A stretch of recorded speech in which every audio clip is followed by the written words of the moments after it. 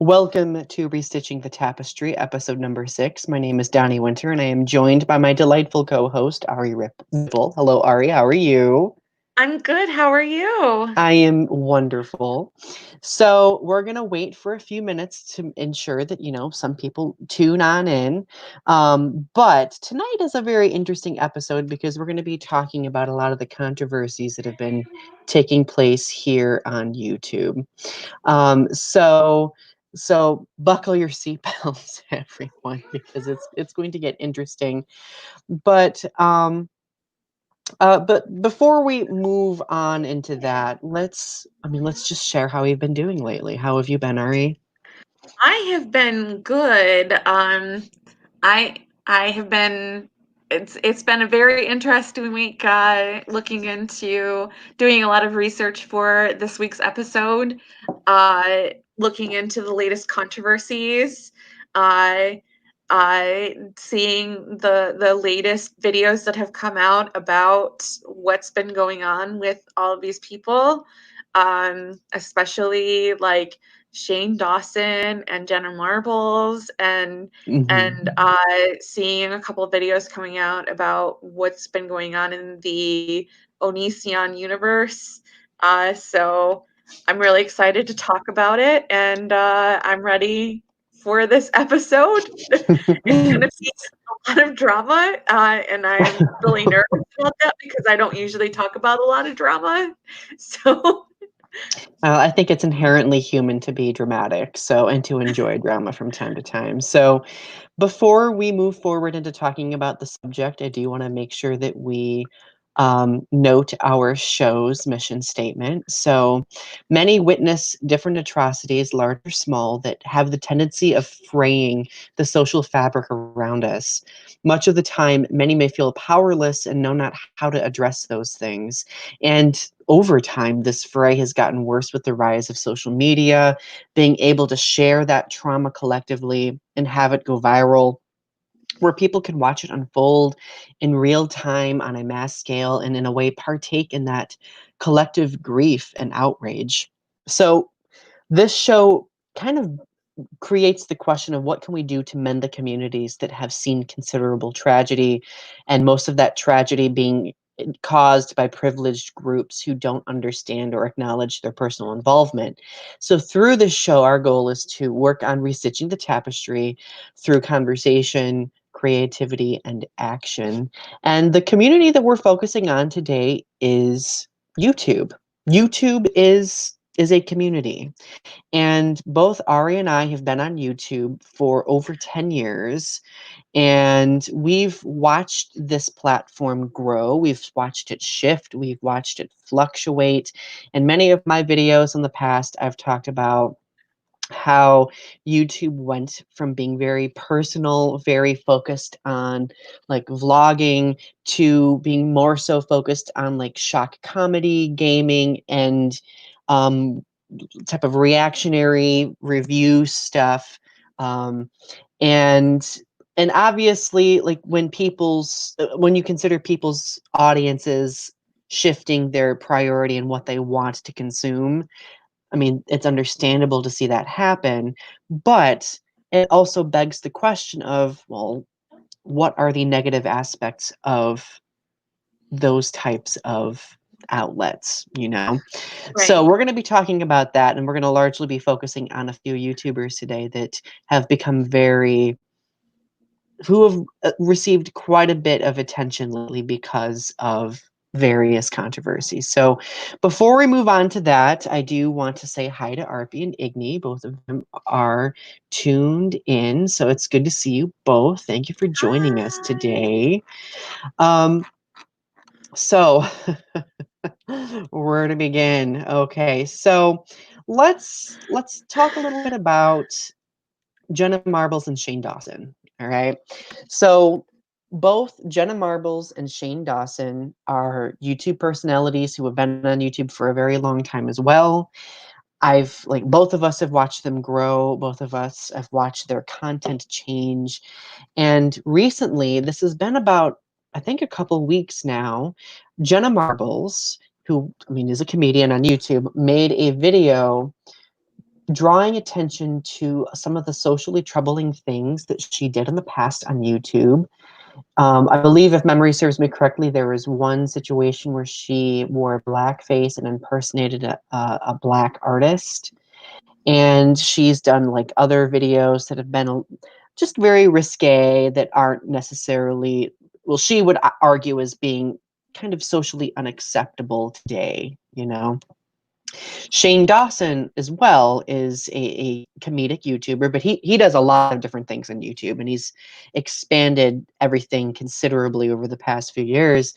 But he, right after Jenna Marbles made her video, like literally, I think it was a day or two after, I think it was a day after, he made a video essentially doing the same thing that Jenna did, but I mean, in my personal opinion, it didn't Well, seem. he said on Twitter that the reason why he made the video was that he was inspired by Jenna, and that Mhm, he said it was the universe giving him a message to make a video like Jenna did. So right. that's the reason why he made the video that he did, is because he said that he was inspired by Jenna to make a video similar. Right, right. And well, and I'm glad that it was able to inspire him personally. And I made a video about this a few videos ago. I thought that his tone wasn't as sincere as Jenna's, but that's just me. Like, I almost felt like he did it out of obligation. Yeah. I mean, he would probably argue otherwise. And Taylor mentions, hi Taylor, it's good to see you, in the comment section, that she is conflicted about Shane. Honestly, when I found out about both Jenna and Shane, I was pretty conflicted myself. For me, more so with Jenna. What were your I'm reactions, Ari, when you heard about? Honestly, especially because of how he's reacted afterwards, after the apology, I am not conflicted. I definitely don't think that he is very genuine in his apology. I don't think that he is very sincere in his apology at all. I don't think that he is coming from a place that is very good. I think that he was doing it, that he was very flippant in the moment, that he was just saying it to say it, and that he was just like, he felt this like rush of emotion to say something, but he wasn't like gonna do anything or change anything about himself, and that nothing was gonna change at all, and that people were just gonna accept this apology from him, but nothing was gonna change or come from it. And Right. so I feel like it's just a very empty apology that meant nothing, that nothing came from it, and that nothing was going to change. And see, it's interesting that you mentioned that. When his apology first came out, and I made that video that I did kind of like talking about it, I was like, okay, like, all right, Shane, like, I'm glad that you did that. Like, the tone wise, it was a little bit insincere to me. But once everything else started hitting the ground running, let's just say, I think he revealed a little bit more of his intention behind things. And Taylor mentions that Shane does a lot of things out of panic and fear. I agree completely. And that actually is a good way for us to transition into what else has been happening too. Um, but so, okay. So hopefully I get this right. So after Shane Dawson made his video, it didn't receive the reaction that Jenna's video did. Okay. So a lot of people were making comments, like drawing attention to a lot of the other things that Shane has done, and kind of like questioning again his reliability. And then not long after that, another YouTuber named Tati Westbrook, who is another YouTuber in the beauty community and very notable as well, made a video that was it was kind of like an expose discussing a prior controversy that happened, where she essentially established that Shane Dawson and Jeffree Star, who is another very prominent YouTuber in the beauty community, were feeding her lies about another one named James Charles, essentially pitting her and him against one another.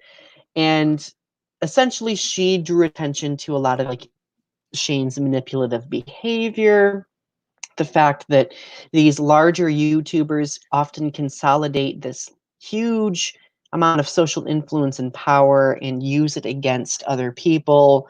Say, like, for example, one, like, say Shane might have something on this other YouTuber, and well, if Shane requests this YouTuber to do something, they have to do it and comply, or else, you know, he might, I don't know, make revealed this very negative thing that he knows about said YouTuber. So it's like it's a very fear-oriented type of thing that Tati drew her attention to. Additionally, in that video, she spoke also a bit about her own past. She spoke about being a survivor of sexual assault. And the truth is, what really upset me when I was watching Shane's reaction to her video, he flat out, when she was talking about her surviving sexual assault, basically said that she is fake crying and making up everything that she was saying. And like, He did that on a live, yeah. Yeah, he did that on a live, and his partner in the background was trying to tell him to get off the video. And I could tell, like, kind of like what Taylor mentioned before, like, he was reacting, like, out of fear and uncertainty, and I'm willing to bet after he did that live stream, he was probably inserting foot and mouth, because that was that was even more troubling to see him do or say in light of everything. Taylor says that Tati is also someone who reacts out of fear, and I definitely don't believe her video. I don't really believe Shane either. Okay, so I agree with Taylor on that actually completely, because I felt like, and Jacqueline Glenn, who is another YouTuber that covers all of this, mentions this in one of her videos covering Tati's video. She drew attention to the fact that Tati seemed kind of like she was over emoting herself, if that makes sense. Like talking about these issues and then suddenly bursting into tears and not really having a poised grasp of the subject. And I kind of felt that way too when I was watching it. Granted, some of the subjects were a little troubling she was talking about, so I could understand why in some instances she reacted the way she did. But it's just interesting that she chose to do that right after Shane did his video. Like, I feel like there's a lot in the background happening that we're not aware of. Okay. Let's see. RP mentions, have you heard of the YouTuber Daddy of Five? I've heard of that YouTuber. I would need to do research.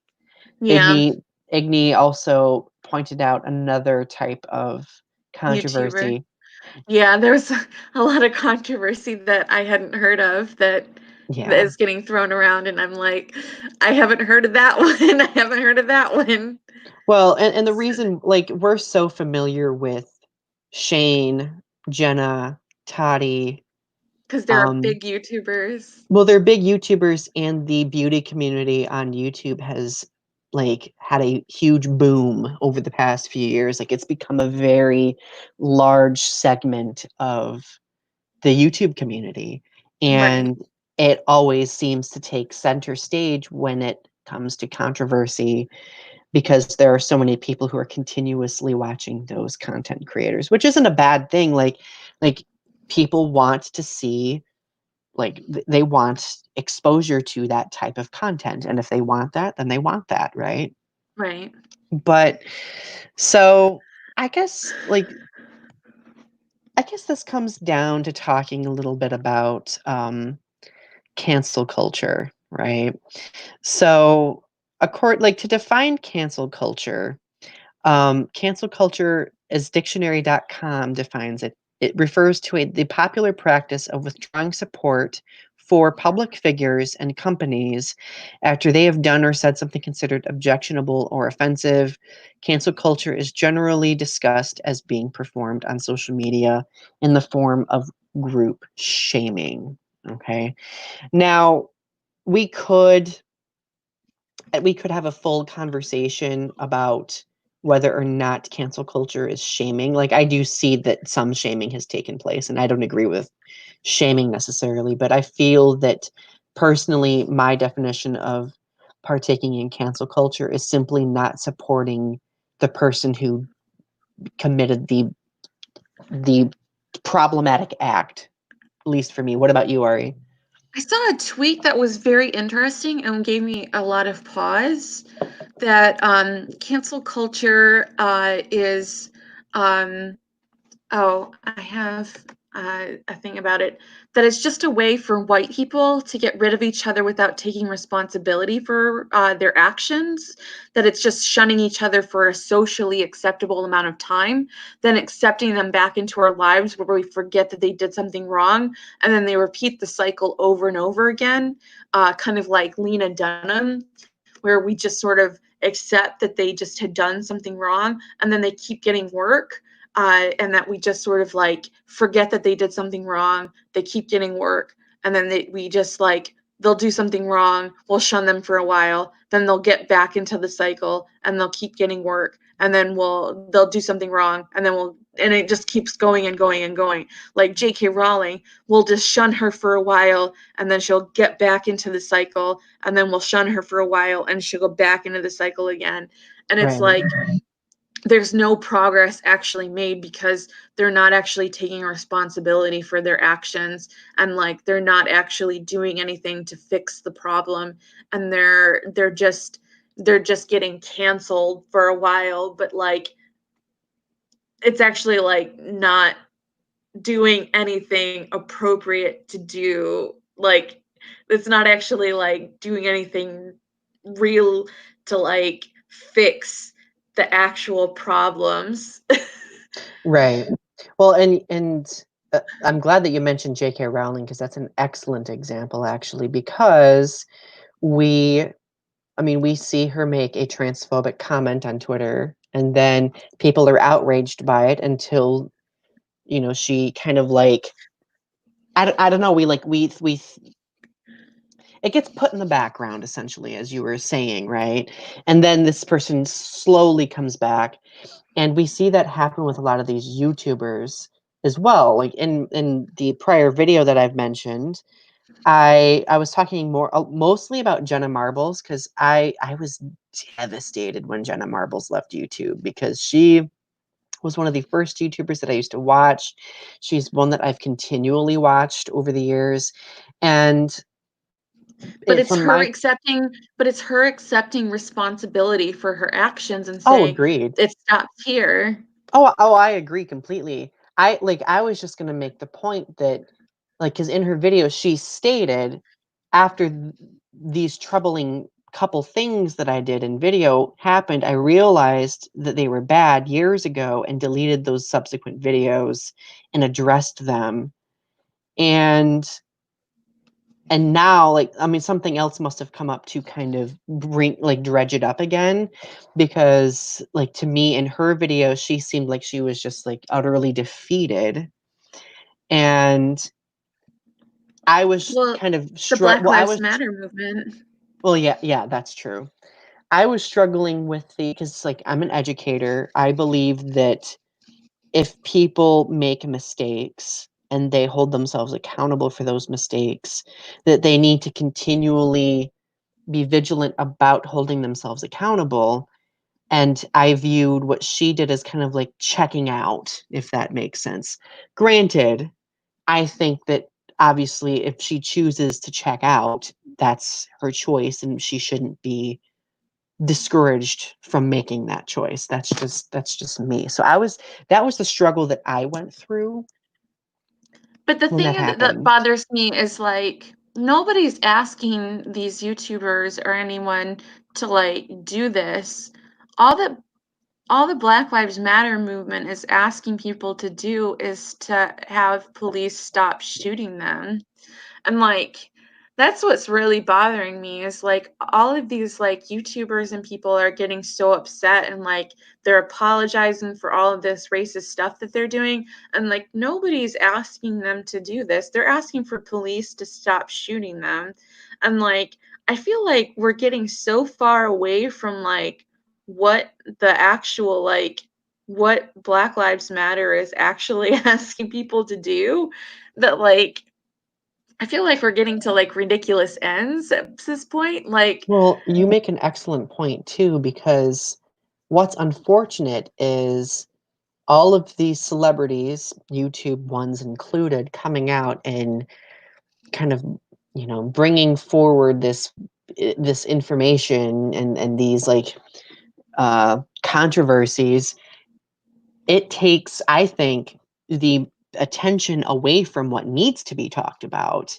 mhm, And like from those YouTubers' perspectives, like, yes, it's great that they want to hold themselves accountable, but in the grand scheme of the conversation surrounding like Black American visibility, making it about like all about me like doesn't seem appropriate.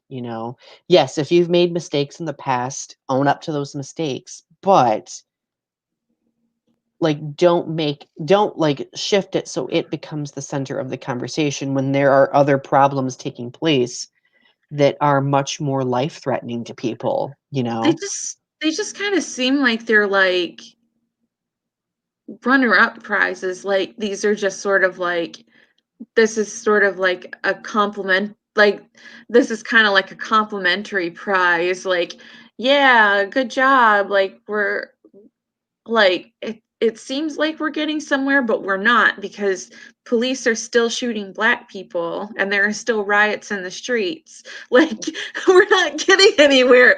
Like we're focusing on the wrong things here, people. Exactly. Now, like, deep down, I'm not saying that YouTubers coming out and holding themselves accountable, it makes them, I don't want it to vilify them. That's not my goal. But I do think we need to consider the overall conversation taking place in our country right now and whether or not making your accountability the latest thing that trends, whether or not that's appropriate to do at the time, if that makes sense. So, I don't know, what do you think it's appropriate? Like, do you think they should, despite everything happening, still hold themselves? I It's a difficult question.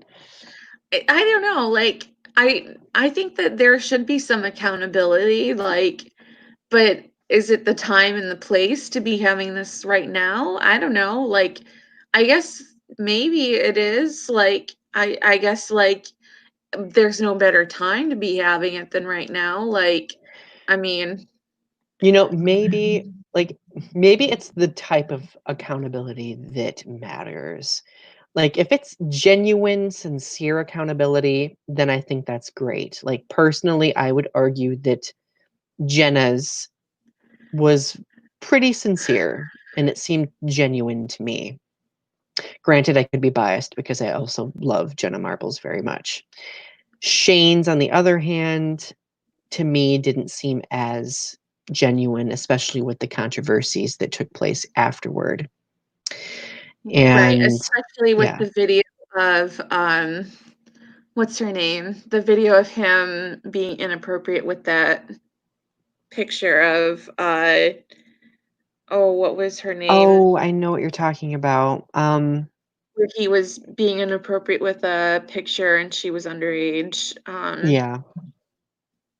So, yeah, The Shane Smith, isn't. was it What was Jada that? Smith? I Was think it so. Oh, yes, it was, that's Will Smith's daughter, right? right? Yeah. Um, Willow Smith. Yeah, it was Willow. Okay. So so Shane is, like, known for more than just racially troubling things. Like, that's another example of something very troubling that he has done. He's made jokes about that type of subject matter as well in the past. He has shamed people for their body image. He has shamed people, like, especially if they have. I remember a while back he shamed somebody for their body appearance in conjunction with their eating disorder as well, which is very troubling. And when we talk about Onision here in a little bit, Onision has done the exact same thing multiple times.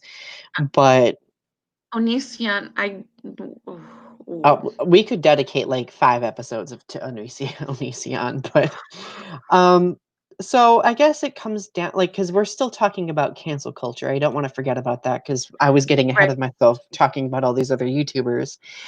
But I've seen people expressing considerable outrage over cancel culture, especially Yeah. in relation to these YouTubers.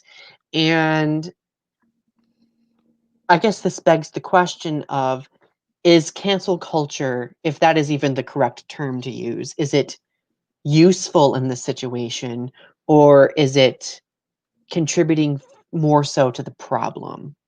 What do you think? Honestly, like I I don't know. I don't think it's contributing to the problem. Like I don't think it works personally. I think that it's just gonna be useless. I think that it it's just, like I said, it's just gonna be an endless cycle, and that it's just not gonna that it's just gonna like it's just like using a bug net for that's got too big of holes, and that is just people are the bugs are going to get through the holes and they're still going to bite you.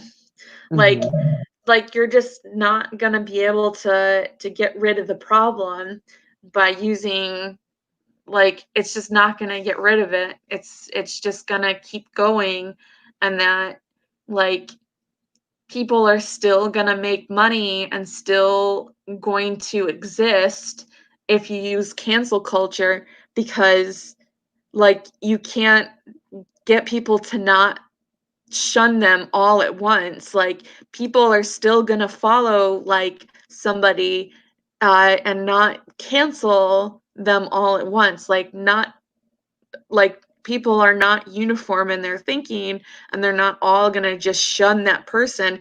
As a society, it's there's still going to be people who go to their movies, and there's still people who are going to go to their shows and buy their music and buy their art and watch their YouTube videos, and so it's just it's you can't just cancel somebody and be like, this person's canceled.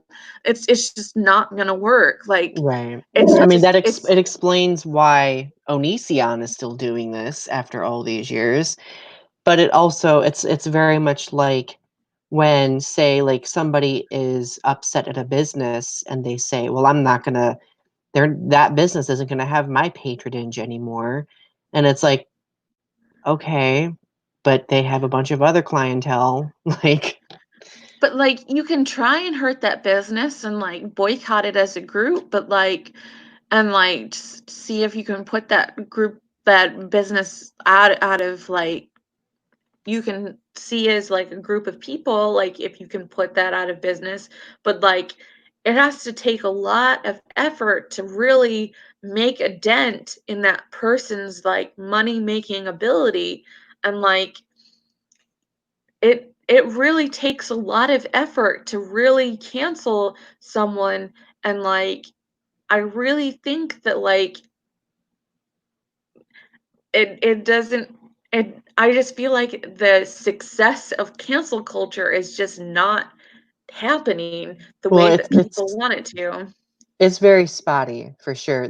Like, what really frustrates me about it is we want to vigilantly hold people accountable, and sometimes cancel culture does successfully hold people accountable, but it all comes back down to, are they holding themselves accountable just to say that they are and then go back to their original behavior, Or are they genuinely, from the experience, being motivated to be better people and to improve themselves as human beings? The only times I've ever seen cancel culture actually work was in the times of Bill Cosby and Weinstein, and that's because they actually went to jail Mhm. and there were legal repercussions for their actions. Yeah. Oh, Igny's internet went out. Igny, we've just been talking about whether or not cancel culture is useful, and our answer basically is, it's sometimes been useful, but as long as the person who is being canceled is not acting vigilantly and improving themselves, it's not really going to be successful. And the unfortunate thing about YouTube and the internet in general is people have a very short attention span. Okay? People will get really caught up in one thing that's happening. After it seems like it's fading away, then they move on to something different. They consume something different. And that's, I mean, the internet is is intended for users' consumption, if that makes sense. So, and I think this conveniently transitions us into talking about Onision, okay? Because so for those of you who do not know, Onision is an extremely controversial YouTuber who has a very long and sometimes confusing history of being very toxic, okay? In the sense that he has engaged in troubling behavior toward minors. He has engaged in grooming practices with his current husband, Kai, and even before that, he has shamed people, bullied people, harassed people, as well as sexually harassed people. He's shamed people for eating disorders. He's shamed people for their body image on his own personal sites. He has asked for young women to send him photos so he could judge them. And keep in mind, many of these young women were underage when this happened.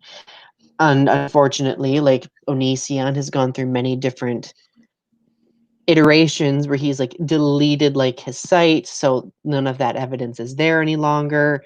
And it's just been like this very constant cycle, and people for years have been calling him out, drawing attention to it, and it gains a lot of traction for a while, but then it just kind of fades away, you know. So Ari, what was your first exposure to the YouTuber Onision? My first exposure to Onision was back in 2007, 2008, like really early days of YouTube.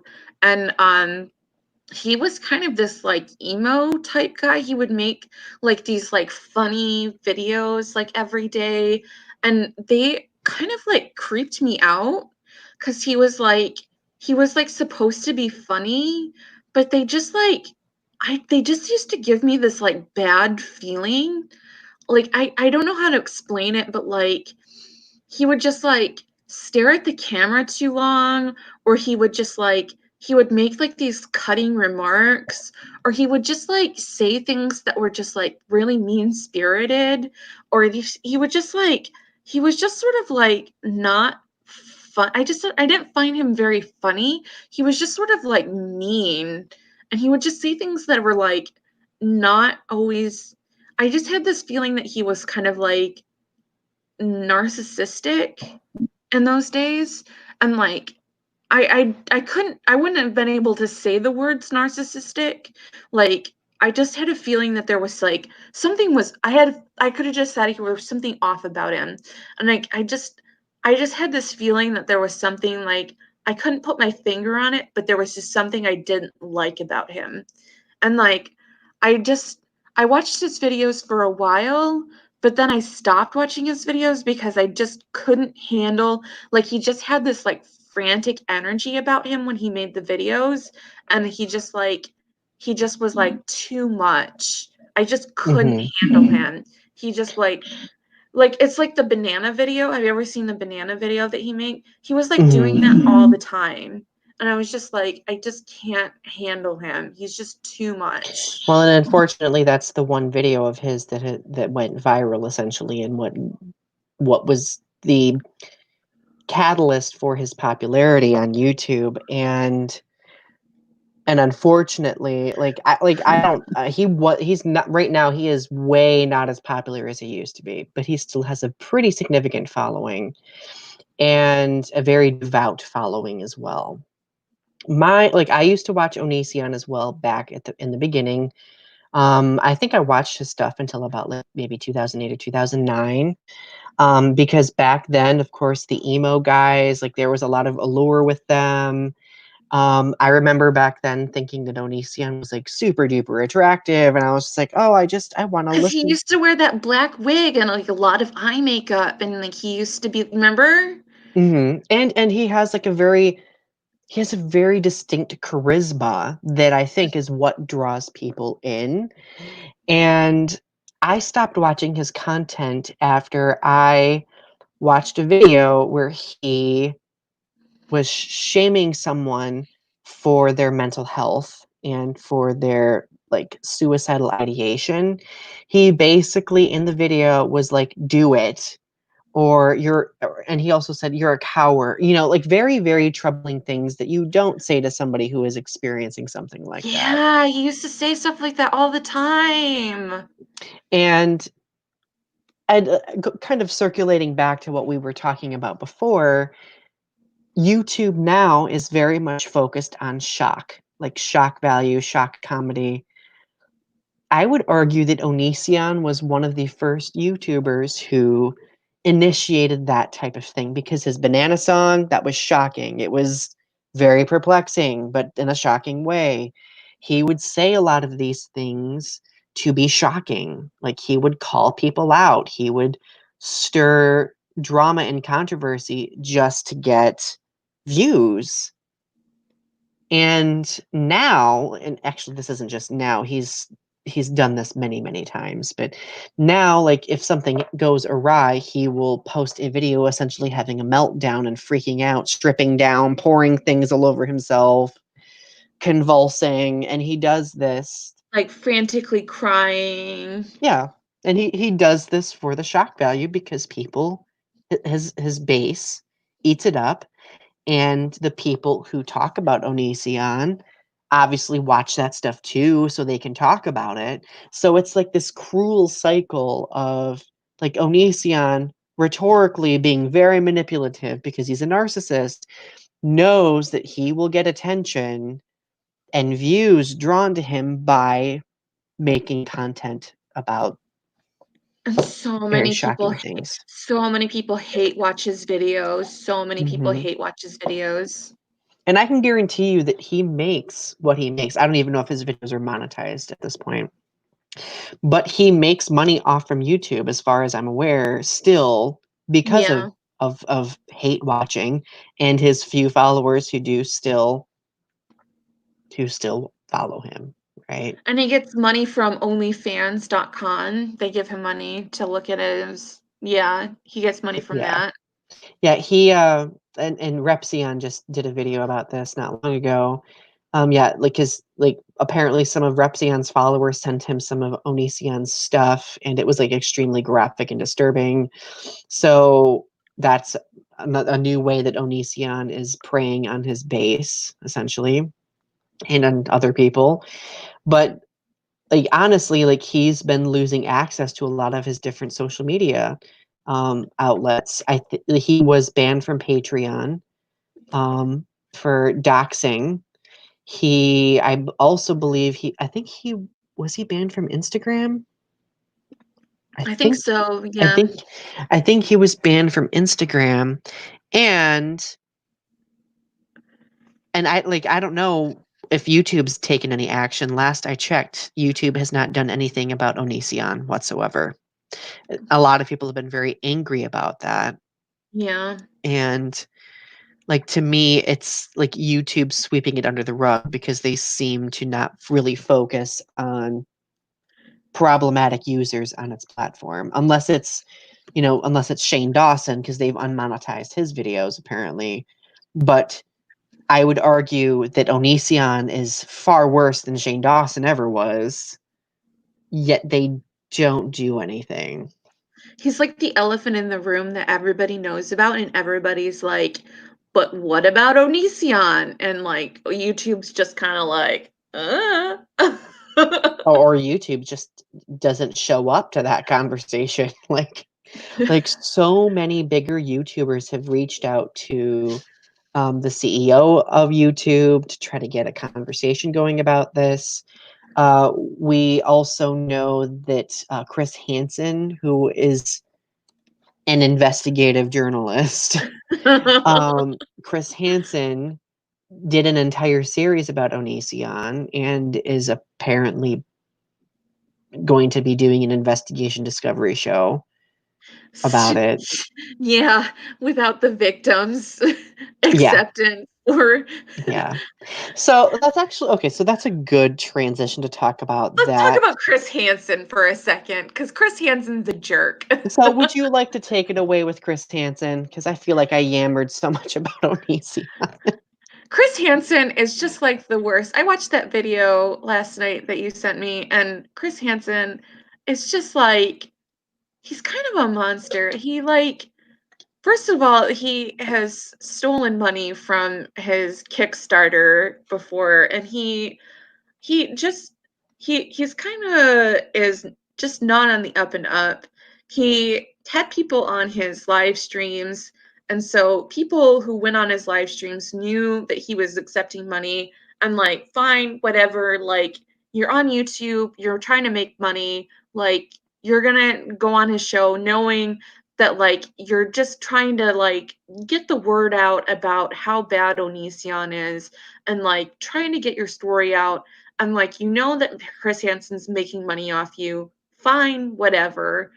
But like, Chris Hansen is like trying to make a buck off you, and like, he's not doing anything about it. He's just turning around behind your back, going to investigative discovery, and like just selling the story. Mm-hmm. And that's basically what he did. Well, and what's so like when he started doing the series Have a Seat with Chris Hansen on YouTube, and he was, delving into the Onision situation, a lot of people legitimately thought that he was making a lot of headway with it because Chris Hansen, like, that's a huge name in investigation, like journalism or investigative journalism. And people believed that he would finally make a difference with regard to Onision and hold Onision accountable and have Onision be, you know, like have the legal action that's been needed against him based on the considerable proof that there has been. And He he's flubbed it. oh yeah, he did. Like he went as far as bringing Onision's victims onto the show, his prior significant others, like Shiloh, for example, who arguably went through almost the worst situations with Onision, like the most like very toxic type of thing. And like if you go out and research it, because like I could go into the whole story about that, but if you go out and research it, it's well documented, Shiloh and Onision's relationship. But um he went as far as interviewing the victims who didn't have to do it. They didn't have to put themselves back in harm's way again. In fact, I shouldn't even refer to them as victims because they are survivors. They are survivors of Onision. And they wanted to do this. They wanted to partake in his show in order to help prevent Onision from preying on future young women. And what's happened with that? Nothing has happened.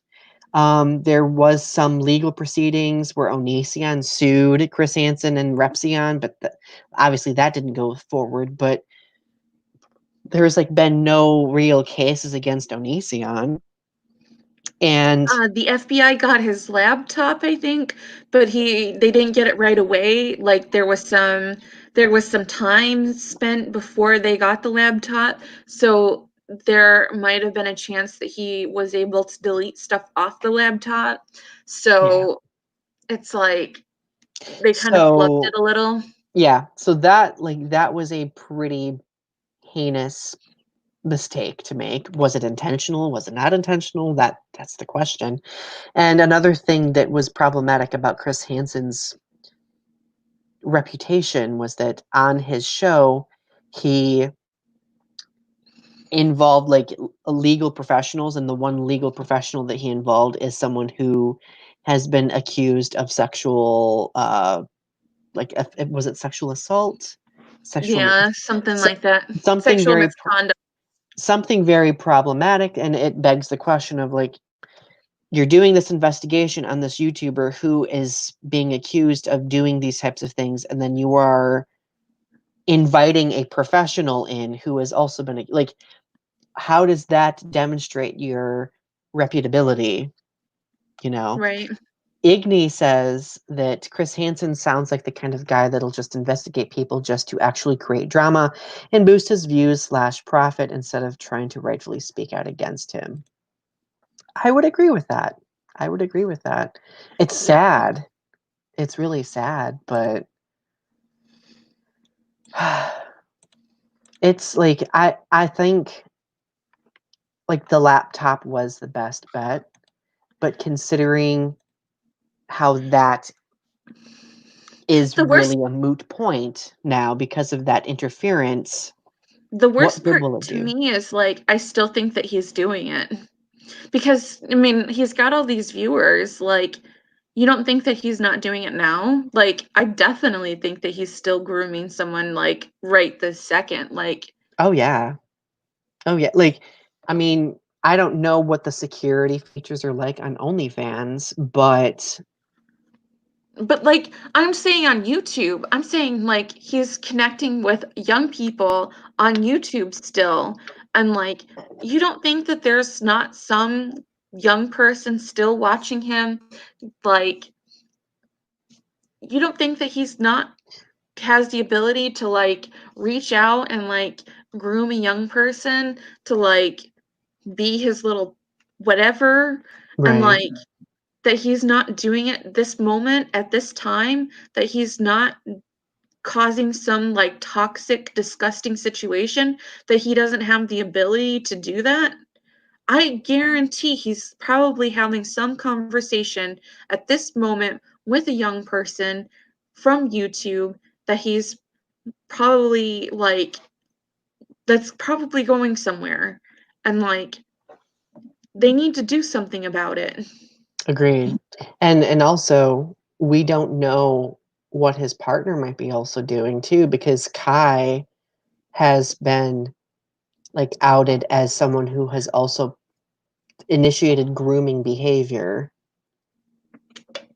and went as far as even adopting someone underage that they were in a relationship with, essentially. And like, I personally think that Kai is just as guilty as Onision, even though Kai began as someone who was groomed by Onision. But like, people have a choice to make as well. Like, if you were groomed by someone, you can make the choice to not continue that troubling behavior and those troubling actions. So, like, because I've seen a lot of people like talking about Kai as well, saying like, well, we also need to hold Kai accountable as much as Onision, because it's gotten to the point where both of them, in a way, do this together as a team of sorts. Not to mention, they also have kids. We forgot to mention that. It's just really sad when you think about it. It's just like I don't know, Yeah, like just like this behavior shouldn't be acceptable. There should be a staff on YouTube that should be dealing with this sort of thing. And like there should be a staff that like deals with like that wrangle like I hate to say it, but like YouTube is kind of like a Wild West, and that like YouTubers can say and do whatever they want, and like I like that sort of like freedom of speech, and that there should be freedom of speech, but like there should be kind of a certain amount of wrangling about like when they go too far and when they push the freedom, the First Amendment beyond the First Amendment, and when they go beyond the limits of the First Amendment, when they push it beyond what they should be doing. And because the reporting system on YouTube is just not good enough at times. And like I just don't think that they have the staff to like really handle. Like, what frustrates me about YouTube, and I've voiced this many times in the past, YouTube is owned by Google, and nobody can tell me that Google doesn't have the resources necessary to ensure that YouTube is monitored the way it should be. And YouTube still is one of the biggest social media platforms on the internet, one of the only video-focused ones. And what upsets me even more is YouTube will do whatever they can to regulate, say, who's a part of their partner program, who gets ads, who gets monetized. They'll regulate that till the cows come home. However, when it comes to like actual content creators like Onision doing troubling things, they don't really do anything. And it begs the question of like, is it because Onision is making money for YouTube? Like, I can't imagine how that would be the case considering the very troubling things that he says and does. Or Like if does he was YouTube... Oh, go ahead. like What? if he was a little YouTuber, this wouldn't be a question. Like they would get rid of him like right away. Or they would just dismiss him as being so obscure that, it wouldn't matter, right? But if he But was still grooming like young girls and he was on YouTube, like they would take his videos down. Like they would just get rid of him. mhm. Like, honestly, my theory as to why YouTube doesn't handle Onision is because they've allowed him to thrive on this platform for 10 plus years. And I think finally holding him accountable would probably be a huge PR mess and would paint YouTube negatively again. Whereas if they can keep it to just Onision doing this stuff and a smattering of big YouTubers talking about him, but the situation not gaining any like headway, then they're safe still. Their image is safe. I don't know if that's accurate.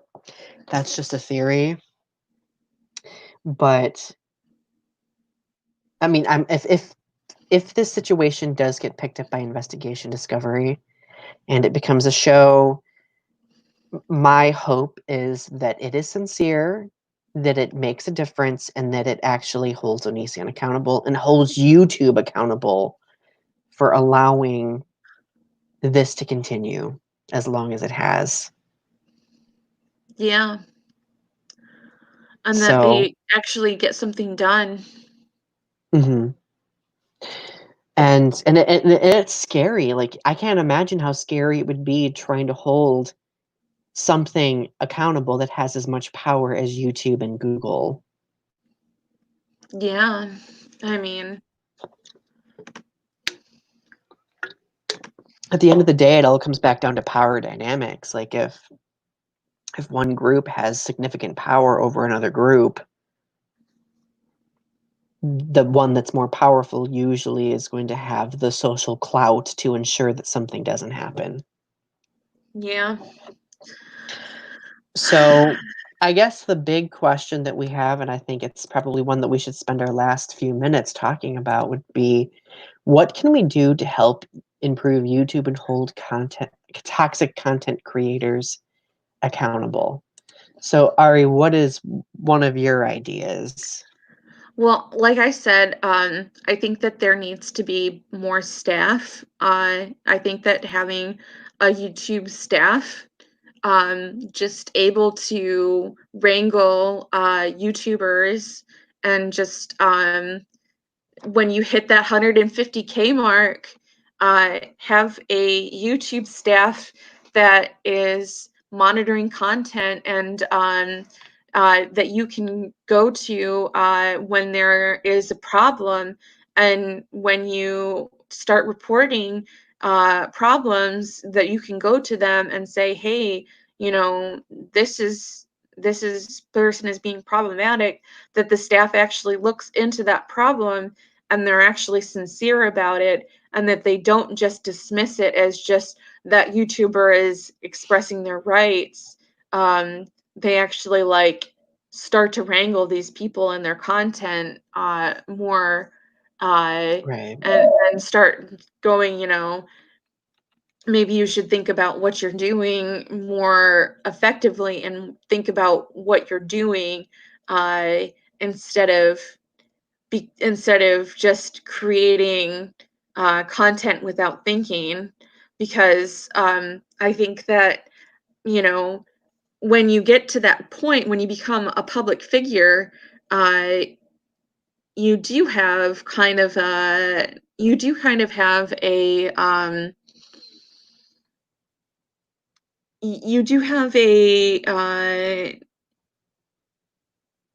I don't know, you have to kind of respect the fact that you do have a large audience, and that Well, um it's power. Like if either you or I were large YouTubers, like we would have to accept and that there's a use power correct. dynamic.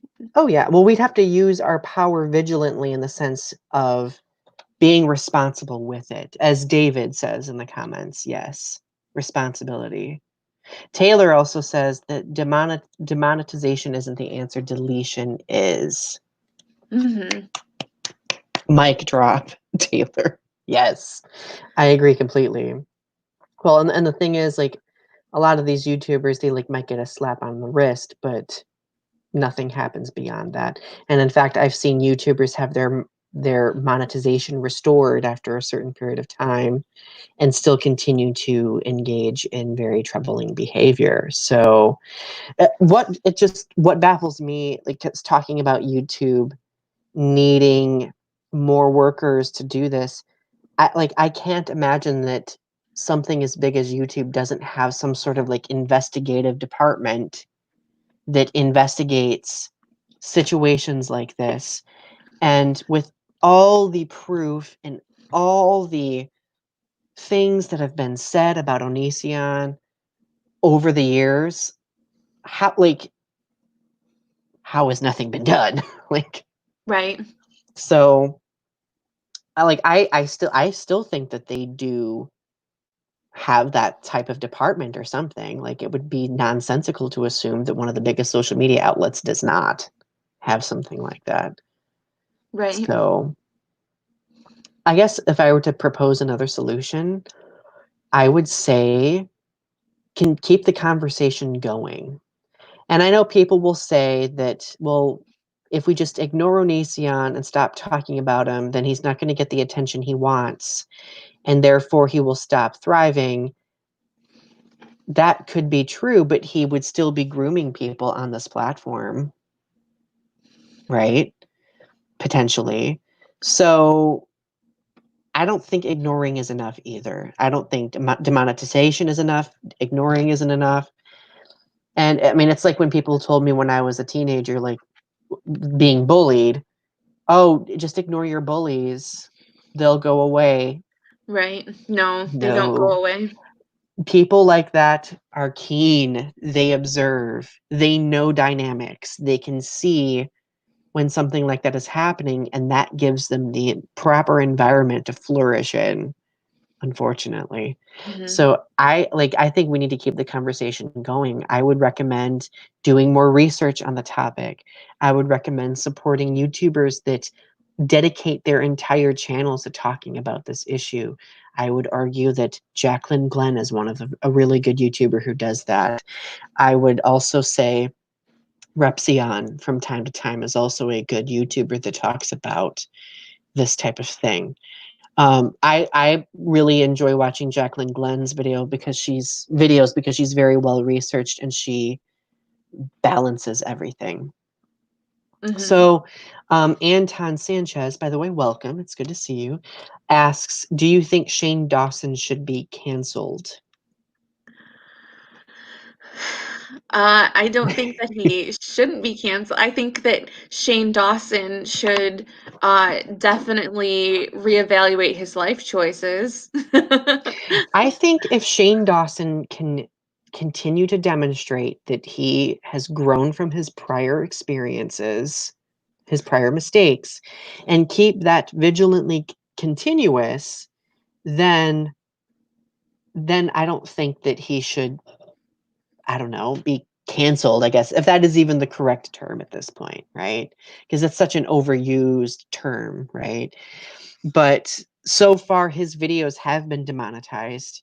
He has lost, I think, close to 1 million, if not more, subscribers after all of this